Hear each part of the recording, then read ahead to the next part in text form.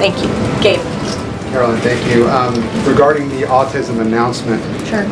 Why now? Does the administration have new data that hasn't been published previously showing a possible link between acetaminophen and autism? I know there's been many reports about what this announcement at 4 o'clock will be, Gabe. The president is very excited about this, so I don't want to scoop the president of the United States and our Secretary of Health and Human Services, but what I can assure you is that Robert F. Kennedy and the incredible health team that this president has put together are really viewing things in a much different lens, and they are paying attention to studies and the gold standard of science and research that many in this city for far too long have turned a blind eye to. So I think Americans are going to be enlightened and proud of what they hear later this afternoon, but I won't get ahead of the president on exactly what that announcement entails. On a different topic, going back to the president's social media post from over the weekend regarding the DOJ and his seeming frustration that they hadn't taken action quickly enough.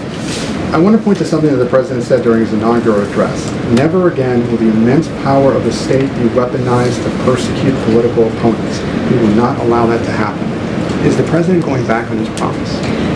No. In fact, the president is fulfilling his promise to restore a Department of Justice that demands accountability.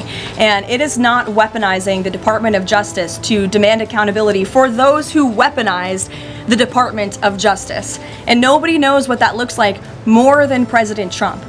We are not going to tolerate gaslighting from anyone in the media or from anyone on the other side who is trying to say that it's the president who is weaponizing the DOJ. It was Joe Biden and his attorney general who weaponized the DOJ. Joe Biden used this sacred American institution to go after his political opponent in the middle of an election year.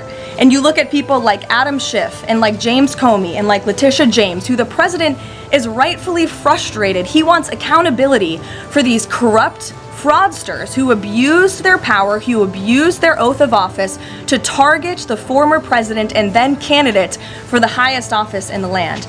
And I think the president is reaffirmed in those frustrations and his hope for accountability by the millions and millions of people who reelected him to this office with a mandate to demand accountability. And the president has not been shy about this, Gabe. In fact, when he traveled to the Department of Justice earlier this year, all of you were there to cover it. He said, quote, "I demand a full and complete accountability for wrongs and abuses that have occurred. The American people gave a mandate to investigate and root the corruption out of our system," and that's what the president wants to see done.